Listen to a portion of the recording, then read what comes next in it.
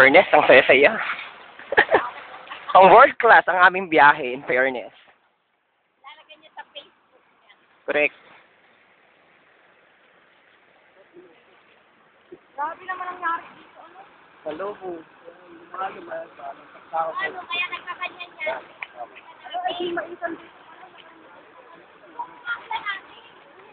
For the information lang ng others, so doon kami nang galing sa gilid na yun. Kasi actually, ito yung daanan. Ayan, patabi doon sa kabila. Kaya lang, it just so happen na nung umulan ng malakas, nung bagyong Falcon, nangyari naging overhead yung taas niya, so lagpas tao, hindi na kayang tawirin. So ayan ngayon, nangangable siya. Yung puller na tinatawag para batakin yung sasakyan pataas. So ayan.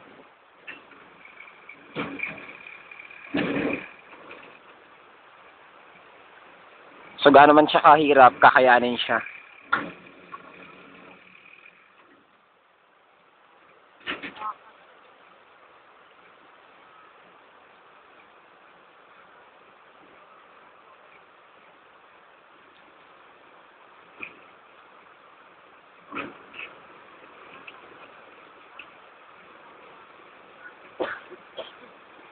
So ginagawa ng paraan yan ngayon.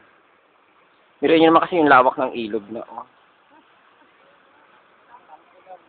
Tawag doon, dapat na nadit ako. Ngayon, tumatawag dyan. Ganda. Ang Facebook sa amin. So ayan, ayan yung mga pahinan ko.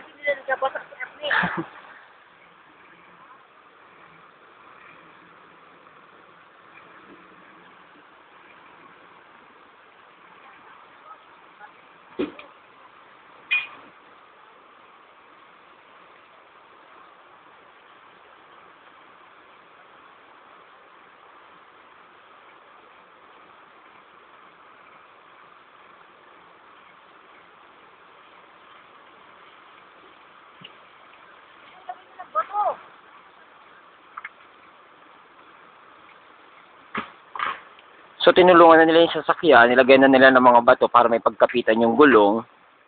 Kasi talagang purely buhangin siya, so one tendency, since mabigat yung sasakyan, lulubog at lulubog siya. So kakamot lang yung gulong.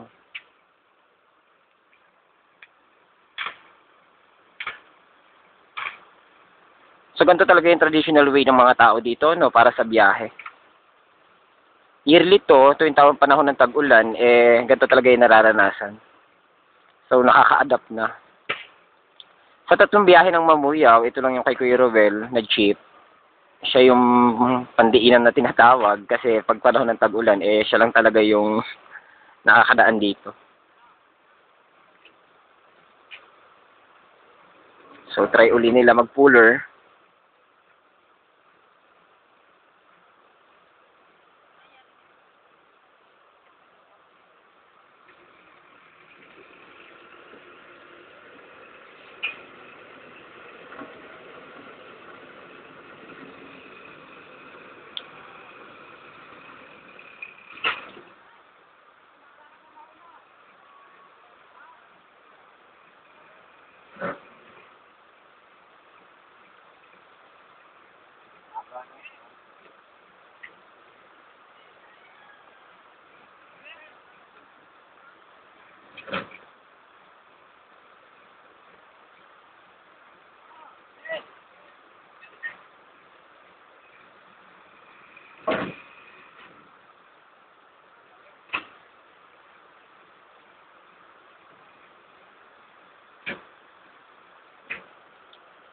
So, mga 4 minutes na kami dito, no? Malapit na, medyo malapit na, kaya nang umangat. Konti na lang. Padala kay Mayor para mapalabas yung road maintenance.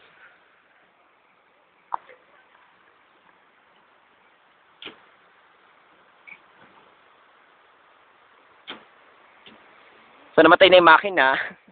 In fairness.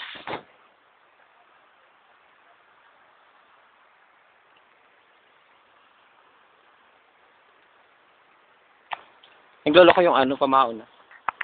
Naglulus.